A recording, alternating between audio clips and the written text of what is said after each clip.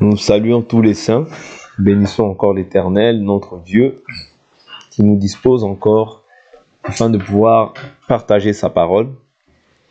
La Bible nous dit « M'approcher de toi, c'est mon bonheur.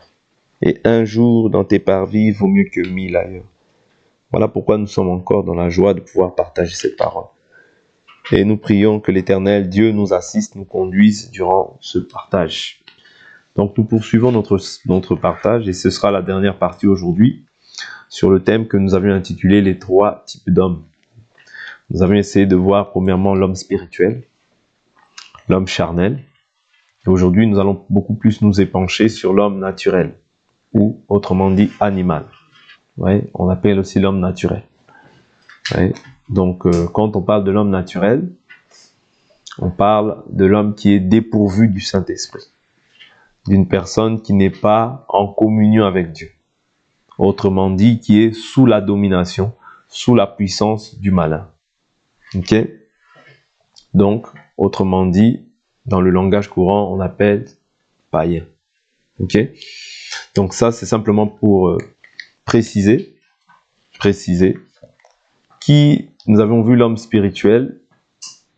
Dans le monde des ténèbres aussi, comme je vous avais dit avant-hier, on appelle aussi hommes spirituels ceux qui se livrent aussi à des pratiques sorcelleries, diaboliques. Ils sont appelés aussi hommes spirituels, mais de l'autre côté. Donc, si on doit les classer dans ces 3 types d'hommes, on ne les classera pas dans l'homme spirituel dont nous on parle ici, on les classera dans l'homme naturel. Vous voyez, mais qui est en communion avec des esprits impurs. Vous voyez, des esprits démoniaques. Ok? Donc, qui est sous l'emprise du malin, mais en plus de ça, il a rajouté les sciences occultes. Vous voyez, des sciences occultes. Donc, c'est un homme spirituel, mais la spiritualité qu'il pratique n'est pas la spiritualité qui est liée à l'éternel. Mais c'est beaucoup plus la spiritualité du moins qui est liée au diable. On le voit même en Égypte. On voit ces hommes-là, qu'on appelle les magiciens, ou bien les sages de ce monde. Vous voyez, quand on voit par exemple Exode, on va dans Exode, on verra que ce n'est pas d'aujourd'hui, ce n'est pas d'aujourd'hui que ces choses-là sont présentes. Je prends Exode rapidement. Exode, je prends au chapitre... Alors, Exode.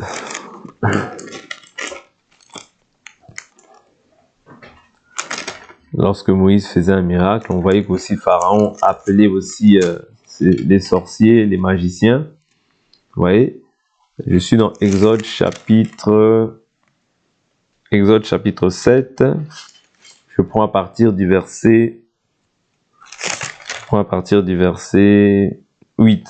L'Éternel dit à Moïse, si le Pharaon vous parle et vous dit, faites un prodige, tu diras à Aaron, prends ton bâton et jette-le devant le Pharaon, cela deviendra un reptile.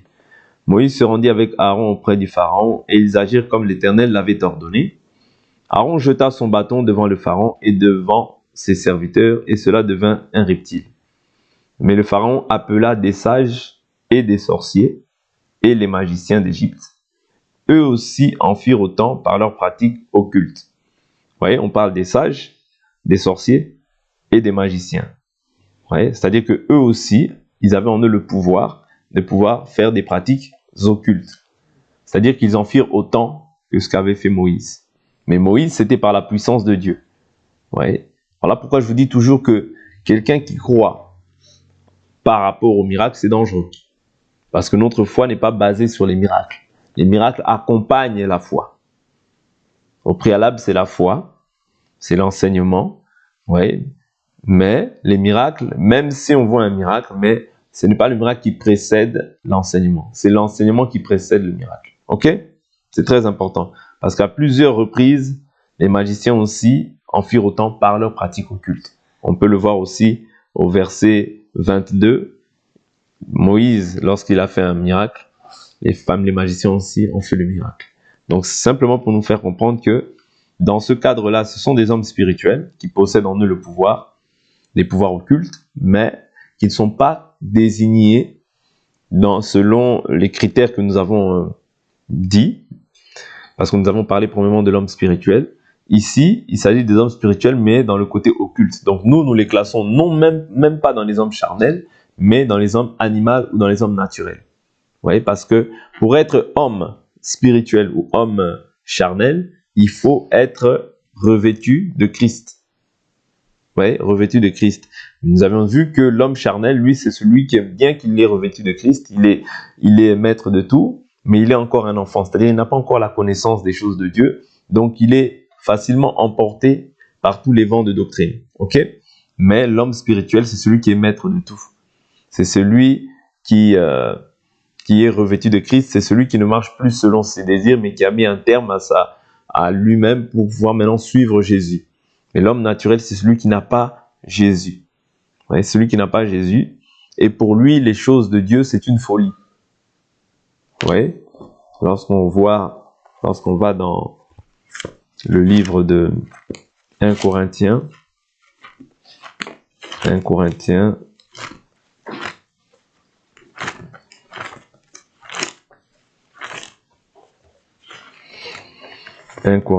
je prends le chapitre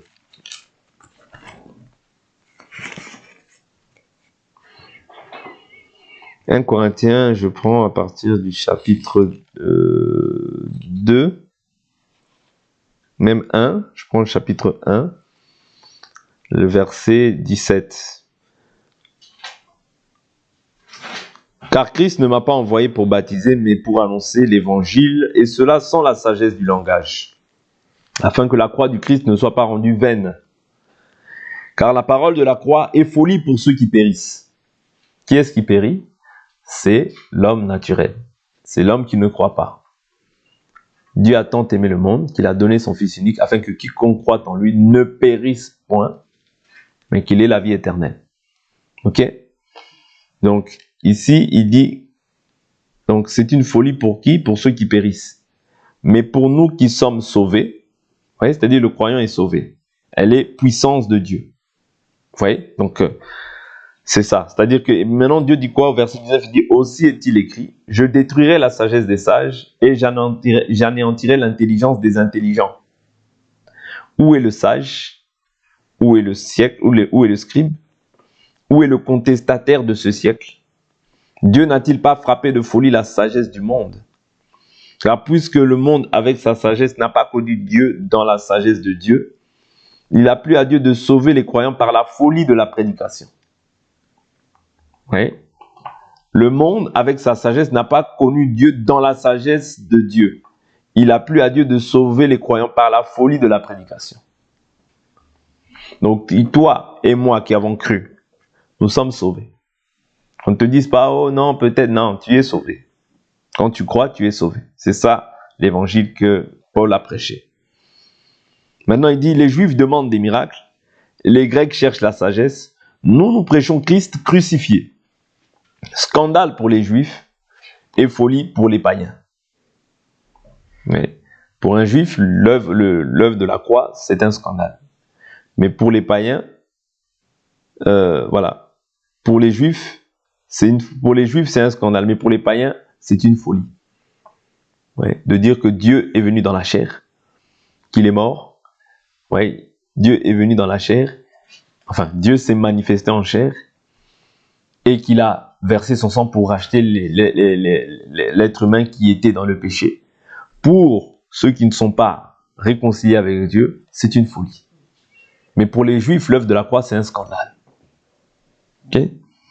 Donc, mais pour ceux qui sont appelés, verset 24, tant Juifs que Grecs, Christ, puissance de Dieu et sagesse de Dieu. Car la folie de Dieu est plus sage que les hommes, et la faiblesse de Dieu est plus forte que les hommes. Vous voyez? Donc la faiblesse de Dieu, c'est quoi? C'est quand Dieu prend un corps de chair. Vous voyez, là, il devient semblable aux hommes. Vous voyez, parce que la chair, vous voyez, la chair, c'est là où réside la faiblesse, c'est là où résident les désirs. Ok? C'est dans la chair qu'il y a la faiblesse. Donc ici, quand on parle de la faiblesse de Dieu, on parle de Christ manifesté en chair. Considérez, frères, comment vous avez été appelés. Il n'y a parmi vous ni beaucoup de sages selon la chair, ni beaucoup de puissants, ni beaucoup de nobles, mais Dieu a choisi les choses folles du monde pour confondre les sages. Ouais, Dieu a choisi les choses folles du monde pour confondre les sages. Dieu a choisi les choses faibles du monde pour confondre les fortes. Dieu a choisi les choses viles du monde, celles qu'on méprise, celles qui ne sont pas, pour réduire à rien celles qui sont, afin que nulle chair ne se glorifie devant Dieu. Or, c'est par lui que vous êtes en Christ Jésus, qui de par Dieu a été fait pour nous sagesse et aussi justice, sanctification et rédemption. Donc ça, c'est ce qu'il s'est fait pour nous. Il s'est fait justice, il s'est fait sanctification, sagesse, et rédemption. Afin, comme il est écrit, que celui qui se glorifie dans le Seigneur. Donc ici, il nous montre ce que Christ a accompli. Maintenant, il dit au chapitre 2, le verset 6, il dit « Cependant, c'est une sagesse que nous prêchons parmi les parfaits. » Qui sont les parfaits à la surface de la terre? Je ne cesserai pas de vous le dire, c'est toi, c'est moi qui avons cru. Même si l'imperfection règne encore en toi, mais Dieu te voit parfait parce que Dieu ne voit pas toi, mais il voit Christ en toi qui est parfait. Et Christ qui est Dieu qui a donné, Christ qui t'a donné son esprit, finira par te rendre parfait. Pourquoi? Parce que l'Écriture dit, celui qui a commencé en nous une œuvre, l'achèvera. Il te rendra parfait, toi qui es homme spirituel. Même si à l'heure actuelle, tu marches encore charnellement, mais du fait que tu as reçu l'Esprit de Dieu, tu es amené à pouvoir manifester la perfection. Mais Dieu te voit déjà parfait. Pas à cause de toi, mais à cause de Christ qui est en toi. Parce que Dieu nous voit au travers du Fils. Ça, je vous le dis toujours. Voilà pourquoi on nous appelle les parfaits. Donc, tu as le droit de dire, moi, je suis parfait. Parce que tu es saint. Et si tu es saint, est-ce que c'est à cause de toi? Non, tu n'es pas saint à cause de toi. Tu es saint à cause de Jésus qui t'a sanctifié. Autrement, qui t'a rendu pur. Il a effacé tes péchés. Donc, Dieu ne t'impute plus le péché qui était sur ta vie. Dieu te regarde comme étant juste, mais pas l'homme naturel. L'homme naturel, la Bible nous dit, qu'est-ce que l'homme naturel? Donc nous sommes parmi les parfaits. Sagesse qui n'est pas de ce siècle, ni des princes de ce siècle, qui vont être réduits à l'impuissance. Ça, c'est les gens qui sont dépourvus du Saint-Esprit. Nous prêchons la sagesse de Dieu, mystérieuse et cachée, que Dieu avait prédestinée avant les siècles pour notre gloire.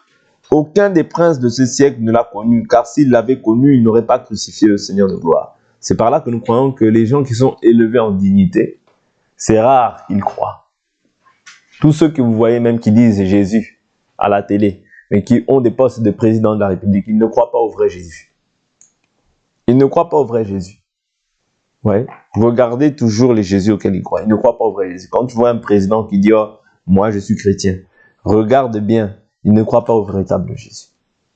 Parce que pour pouvoir accéder à certains postes, certaines responsabilités, il faut te prosterner devant le diable.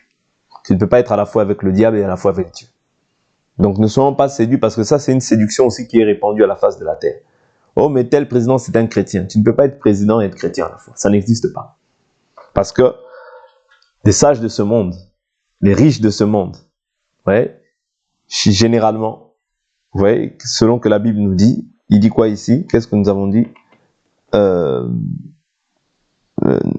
Nous prêchons la sagesse de Dieu mystérieuse et cachée que Dieu avait prédestinée avant les siècles pour notre gloire. Aucun des princes de ce siècle ne l'a connu. Aucun des princes de ce siècle ne l'a connu. Car s'ils avaient connu, ils n'auraient pas crucifié le Seigneur de gloire. Mais c'est comme il est écrit, ce que l'œil n'a pas vu, ce que l'oreille n'a pas entendu, et ce qui n'est pas monté au cœur de l'homme, tout ce que Dieu a préparé pour ceux qui l'aiment, à nous, Dieu nous l'a révélé par l'Esprit. C'est Dieu qui révèle les choses par son Esprit. Car l'Esprit sonde tout, même les profondeurs de Dieu. Qui donc parmi les hommes sait ce qui concerne l'homme, si ce n'est l'Esprit de l'homme qui est en lui? De même, personne ne connaît ce qui concerne Dieu, si ce n'est l'Esprit de Dieu. Or, nous n'avons pas reçu l'Esprit du monde, mais l'Esprit qui vient de Dieu, afin de savoir ce que Dieu nous a donné par grâce. Et nous en parlons non avec des discours qu'enseigne la sagesse humaine. C'est-à-dire qu'il y a des discours qui sont donnés par la sagesse humaine. Nous avons vu là-bas, lorsque nous avons vu dans Exode, nous avons vu que c'était les sages de ce monde. Vous comprenez? Les sages, les magiciens. Donc un sage, nous pouvons voir des sages, parce que ce qui a été, c'est ce qui est, c'est ce qui sera.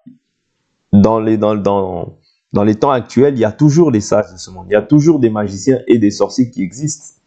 Ouais. Et généralement, quand on voit les princes de ce monde, Pharaon, c'est comme un roi. C'est comme les rois de ce siècle aujourd'hui. Vous comprenez?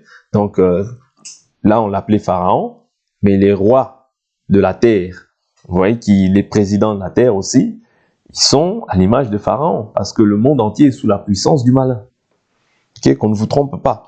Donc ici, simplement pour nous faire comprendre que ces gens-là aussi, tout autour d'eux, ce qui a été, c'est ce qui est. Il y a aussi des sorciers, des magiciens et des sages de ce monde. Vous voyez?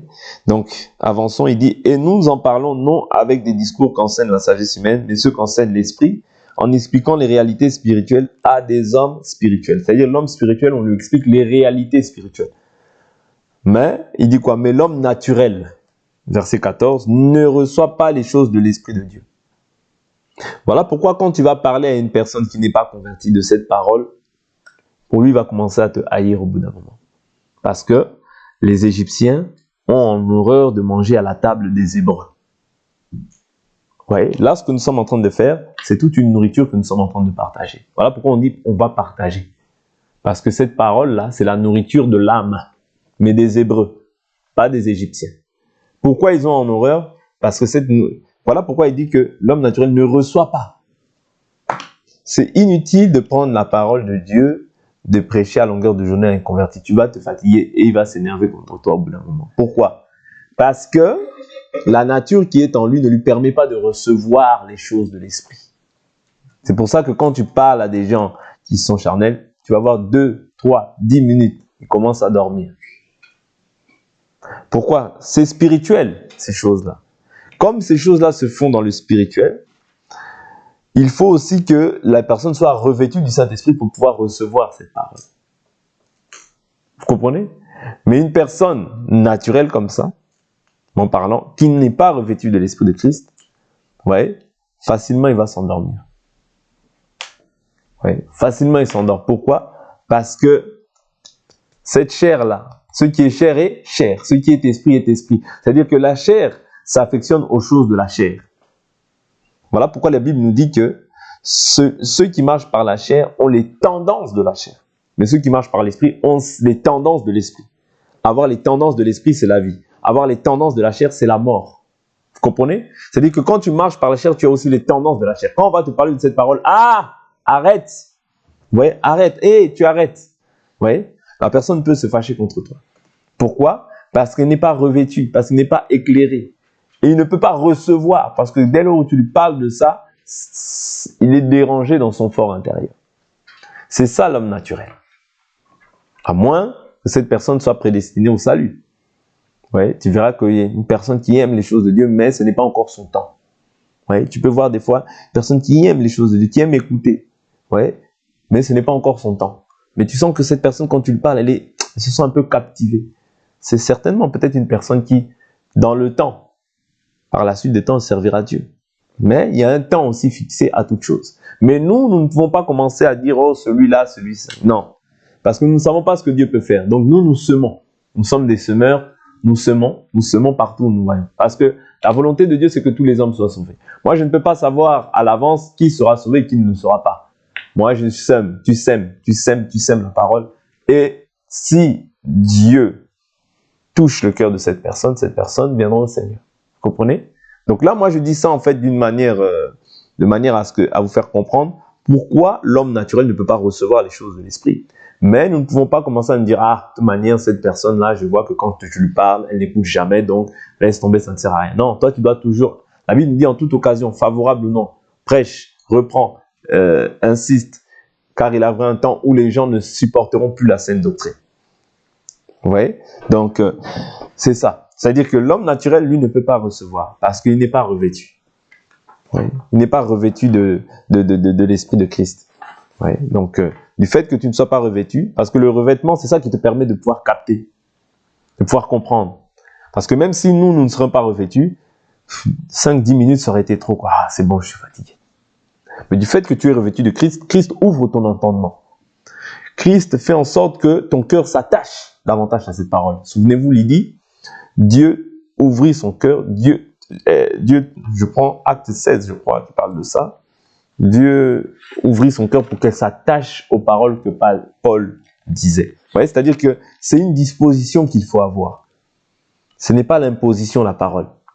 Ouais, parce que quand on impose la parole, tu vas voir que la parole est venue chez les siens, mais les siens ne l'ont pas reçue. Ouais. Mais à tous ceux qui l'ont reçue. C'est-à-dire, il y a forcément des gens aussi qui vont recevoir, parce que la parole de Dieu ne revient pas à lui sans pour autant avoir accompli ce pourquoi il l'a envoyé. C'est-à-dire, cette parole, elle peut venir pour une seule personne. Et si cette personne-là est disposée, c'est elle qui reçoit la grâce. La parole ne vient pas forcément pour tout le monde. Elle vient pour la personne qui est disposée. Ouais. Donc, c'est ça. La parole, vous pouvez être 100. Mais sur les 100, Dieu voit qu'une seule personne. 2 personnes. Vous comprenez? Ça y est, c'est le choix de Dieu. C'est l'élection de Dieu.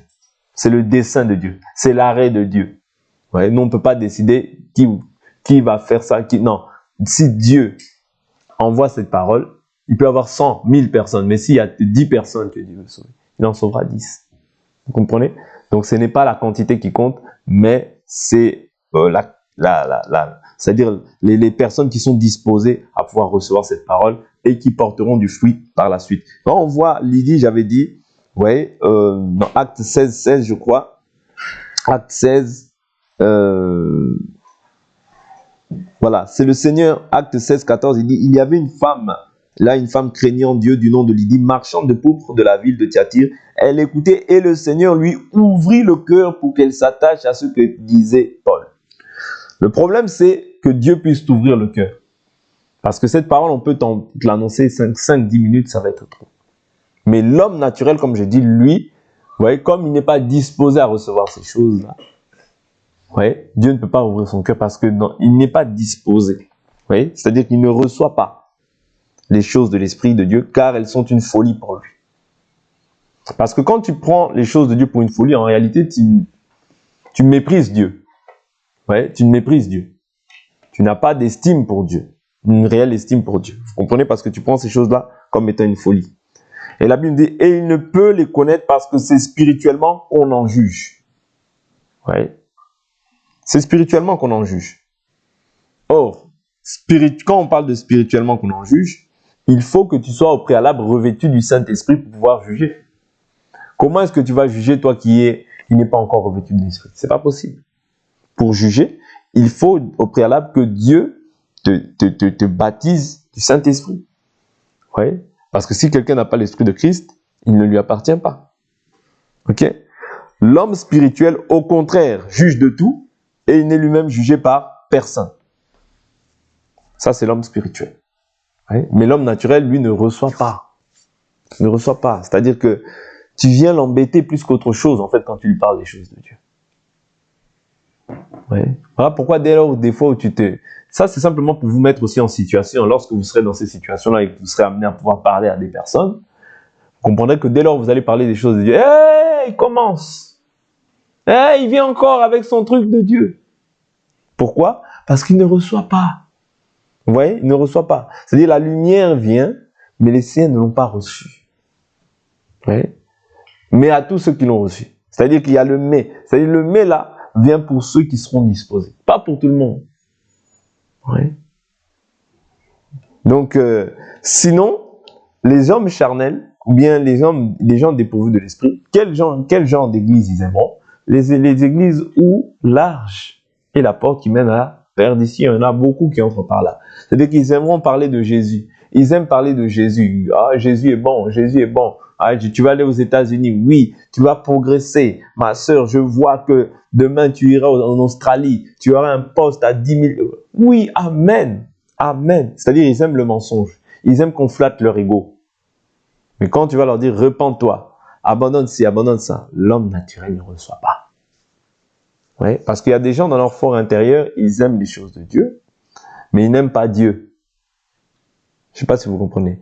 Aimer les choses de Dieu, c'est-à-dire aimer louer, aimer prier, ces choses-là, ouais.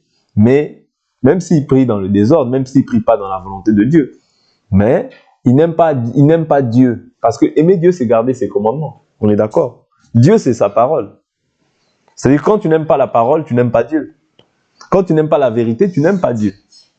Mais tu peux être amené à aller à l'église, Ouais, il y a des gens, ils se consolent à aller dans les églises pour apaiser leur conscience et se dire que bon, ben, je vais à l'église, c'est bon. Mais je peux aller toujours en boîte de nuit. Mais je peux toujours m'habiller n'importe comment, faire n'importe quoi de ma vie. C'est pas grave. Tant que je vais à l'église, c'est bon. Vous voyez? Et ça, en fait, c'est pas de leur faute à eux. C'est de la faute, en fait, aux gens qui dirigent. Parce que les gens qui dirigent annoncent un faux salut. Vous voyez? Annoncent une fausse espérance. Une lumière ténébreuse. Or, il faudrait que quand une personne vienne au Seigneur, que tu puisses lui dire, en fait, la vérité pour qu'elle puisse se repentir. Ouais, se repentir et se convertir. Vous comprenez? Donc, parce que la Bible est claire, l'homme naturel ne reçoit pas. Ouais, l'homme naturel ne reçoit pas les choses de l'esprit. Ouais, ne reçoit pas. Moi, je me souviens que j'étais avec un homme naturel, bien homme animal. À l'époque, ça date vraiment de très longtemps. Nous étions partis dans une église méga church. Voilà, on ne connaissait pas Dieu, on cherchait Dieu. Et cet homme naturel était tellement content de ce qu'il entendait. Il disait non, quand je sors de cette église, je me sens fort. Je me sens fort. Ah non, on va revenir. Mais pourtant, il est homme animal. Vous comprenez? Pourtant, il est homme animal. Moi aussi, à l'époque, j'étais homme animal. Mais avec la soif de rechercher Dieu, c'était différent. C'est-à-dire que Dieu, après, par la suite, a permis que je puisse ouvrir les yeux face à certaines réalités. Mais l'homme naturel, en fait, ce à quoi il s'affectionne, c'est beaucoup plus les méga church. Là-bas, il va trouver son compte parce qu'on va lui dire, tu iras de l'avant, tu vas progresser. Oui, tu seras la tête, non la queue. Oui, le milliard, c'est pour toi. Tu ne peux pas être pauvre. La pauvreté doit s'éloigner de toi. Quand tu crois, la pauvreté doit s'éloigner. Quand tu crois, tu dois être bien. Quand tu crois, tu dois avoir des buildings, tu dois avoir des maisons, tu dois voyager. Il faut qu'on sente que tu as vu. Il faut que les gens voient que tu as cru. Vous voyez, tout ça, c'est des choses qui flattent l'ego, qui flattent la chair, mais qui ne construisent en aucun cas l'homme intérieur. Qui nous fait, en fait, ça c'est un évangile qui rend l'homme ennemi de Dieu. Parce que ce que Dieu veut crucifier, c'est justement ces choses-là. Ouais, les désirs de la chair. Or, l'homme naturel, c'est dans ça qu'il s'affectionne. Et l'homme aussi charnel. L'homme charnel, c'est celui qui est réconcilié avec Dieu, mais comme il est un enfant, il n'a pas encore le sens exercé au discernement, et il peut facilement être emporté par ces vents-là de doctrine, qui sont contraires à la volonté de Dieu. Mais l'homme naturel, lui, par contre, ne connaît pas les choses de l'esprit. Bien qu'il puisse aller dans une église, mais il ne connaît pas les choses de l'esprit. Il ne reçoit pas. Oui. Autrement dit, c'est quelqu'un qui est dépourvu du Saint-Esprit. C'est un païen. Oui. Ici, ce n'est pas péjoratif quand nous disons ça. C'est simplement pour qualifier, pour classifier du moins, l'homme spirituel de l'homme charnel. Ce sont ceux qui sont réconciliés avec Dieu. Mais il y en a un qui marche selon Dieu, un autre qui marche selon sa volonté. Et en marchant selon la volonté, il est semblable. C'est-à-dire l'homme charnel, en marchant selon sa volonté, il est semblable à un homme animal. Vous voyez? Or, ce que Dieu veut crucifier dans l'homme, c'est les désirs, c'est la propre volonté, c'est l'ego personnel, c'est le moi. Vous voyez? Le moi. Et Jésus ne veut pas que ce soit toi qui vives, mais Christ qui vive en toi. Et si Christ vit en toi, ça veut dire que tes désirs, tes passions, ta volonté doivent mourir pour laisser maintenant Jésus gouverner, diriger et conduire ta vie. Très important. Mais l'homme animal, lui, s'il meurt dans cet état, il ne voit même pas Dieu. L'homme aussi charnel, s'il meurt dans ses désirs charnels, il ne verra pas aussi Dieu. Il n'y a que l'homme spirituel qui est qualifié pour aller dans le royaume. Vous voyez, parce que même s'il n'est pas parfait sur tout, mais Dieu le voit parfait. Pourquoi? Parce qu'il ne vit pas dans le péché. Il y a une différence. C'est pour ça que je vous dis que nous, tels que nous sommes, nous ne sommes pas des pécheurs. Nous ne sommes pas des pécheurs. Il peut arriver que tu bronches. Parce que, voilà, nous sommes dans ce corps de chair. Il peut arriver que tu bronches, que tu manifestes une œuvre dans la chair. Mais comme tu te repens et que tu ne fais pas de cela une vie, c'est-à-dire que tu ne te livres pas, tu ne t'abandonnes pas, tu ne t'adonnes pas à ces choses-là, Dieu ne te considère pas comme païen, c'est-à-dire il ne t'impute pas ce péché-là. Pourquoi? Parce que tu ne vis pas dans l'iniquité. Ouais, tu ne vis pas dans l'iniquité. Mais lorsque tu manifestes une œuvre, tu te repens. Si nous confessons nos péchés, il est fidèle et juste pour nous pardonner nos péchés. Vous comprenez? Un enfant de Dieu, Dieu ne le regarde pas comme un pécheur. Dieu te regarde comme juste parce que tu as accepté Jésus.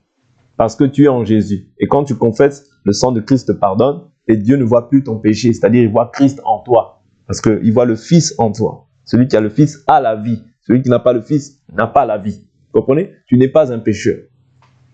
Tu es parfait. Ouais. Tu es parfait. Alors, toi, tu es parfait. Oui, je suis parfait. Toi, tu es saint. Oui, je suis saint.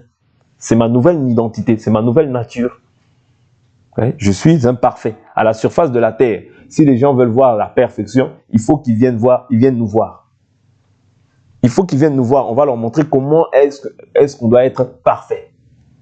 Parce que c'est nous les parfaits. Ouais. C'est nous. N'en aie pas honte. Tu es parfait.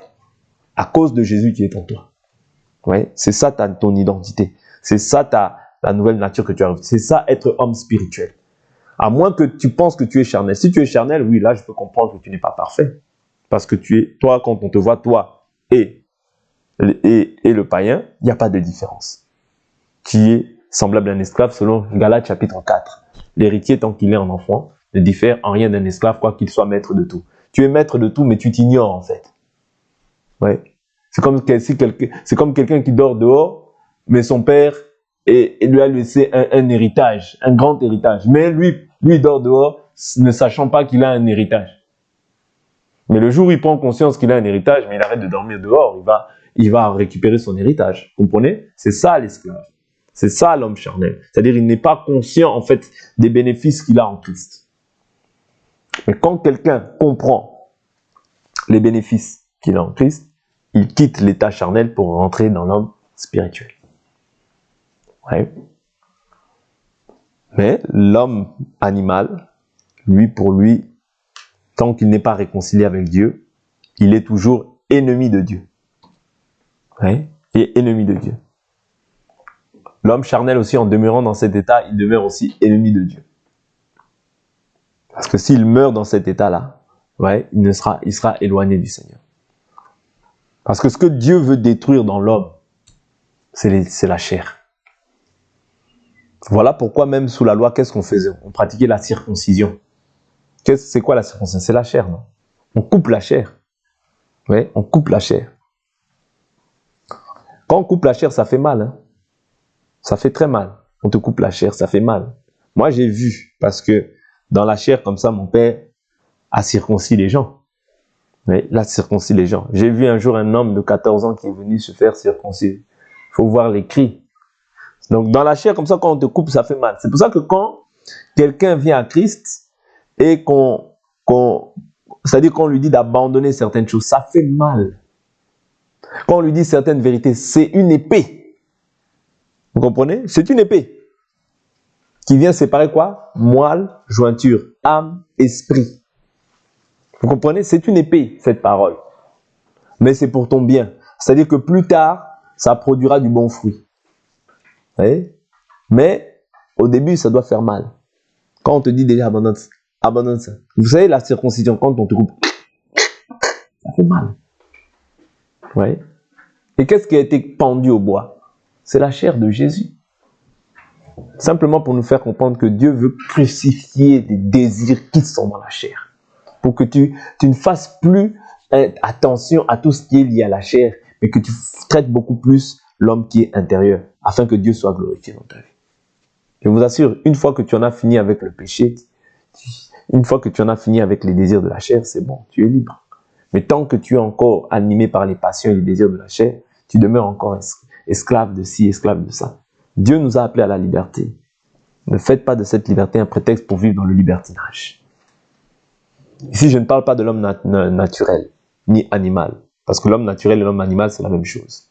Mais je parle beaucoup plus à l'homme spirituel et à l'homme charnel. Surtout plus à l'homme charnel. Passons de l'autre côté. Passons maintenant de l'autre côté, c'est-à-dire du côté spirituel. C'est ça que Dieu attend de nous. Oui. Ne demeurons pas à l'état d'enfant. Oui. Ne demeurons pas à l'état d'enfant. Il faut demeurer à l'état d'adulte. Il faut en finir avec le lait. Il faut aspirer à la nourriture solide pour pouvoir hériter de ce que Dieu a promis pour nous. Vous voyez? Je vous dis toujours que le monde, avec tout ce qu'elle renferme, passera. Mais la parole de Dieu ne passera pas. Dieu t'accompagne partout. La Bible nous dit, n'aimez pas le monde, ni les choses qui sont dans le monde. Si quelqu'un aime le monde, l'amour du Père n'est pas en lui. L'homme naturel, sachant que toi tu es réconcilié avec Dieu, il t'entraînera toujours dans les choses qui sont liées à la chair. Il t'entraînera toujours, il t'amènera jamais à te dire oui, non, non, non. Il t'amènera toujours dans ce qui est lié à ce que lui, il affectionne. Mais l'homme spirituel doit t'amener toujours dans les choses de Dieu. T'amener toujours dans les choses de Dieu. Pourquoi? Pour que tu ne te perdes pas. Pour que tu gardes de bons sentiments. Pour que tu gardes en fait le trésor qui est en toi. C'est ça. Ouais. C'est ça l'amour véritable. L'amour véritable, c'est toujours de te ramener vers Dieu. De te ramener vers Dieu. Parce que c'est là-bas qu'il y a les vraies richesses. Sur la terre, il y a des richesses, mais des richesses qui sont mitées. Des richesses passagères, éphémères. Oh mon âme, bois, mange, réjouis-toi. J'ai beaucoup de biens en réserve. Mais Dieu lui dit quoi? Insensé. Tout ce que tu possèdes, ouais, ton âme te sera redemandée aujourd'hui. Insensé. Vous comprenez? Les richesses matérielles, c'est pas mauvais. Mais les richesses ne doivent pas te faire en sorte que tu puisses t'éloigner du Seigneur. Parce qu'elles sont passagères et éphémères. Mais ce que Dieu a promis, c'est une promesse certaine. C'est une promesse certaine. Voilà pourquoi garde ce que tu as de plus précieux. Ce que tu as de plus précieux sur la terre, c'est cette parole. Je t'assure, c'est même ni tes études, ni tes vêtements, ni toutes les voitures, ni les maisons. C'est rien de tout ça. Parce que toutes ces choses-là passeront. Tu es venu sans ça dans le monde, tu repartiras sans ces choses-là. Ces choses-là sont simplement éphémères et passagères. Mais la parole là que nous prêchons, elle est éternelle. Elle est éternelle. Cette parole, elle t'accompagne jusque dans la vie éternelle. Tu vivras combien de temps sur cette terre? 20, 30, 40, allez, 80, 90 ans, 100 ans. Et même arrivé à cet âge-là, tu n'as plus la force. Ton éternité n'a ni commencement ni fin. Je vous dis toujours, 2 millions de milliards, ce n'est toujours pas l'éternité. La vie éternelle que nous avons reçue. C'est-à-dire que Jésus, même quand tu meurs dans la tombe, il va avec toi. Il va te mettre dans le repos. Moi-même, ton Père, je ne serai pas avec toi. Une fois que tu meurs, je ne suis plus avec toi. C'est fini. Mais Jésus, lui, reste avec toi. Aime Jésus de tout ton cœur. Parce que c'est lui l'ami fidèle. C'est lui qui n'abandonne pas les gens. Même quand tu meurs, Jésus est toujours avec toi. Voilà pourquoi ne fais rien pour plaire à quelqu'un. Fais tout pour plaire à Jésus. Ok? Que l'Éternel Dieu nous bénisse. On va s'arrêter là, on va prier.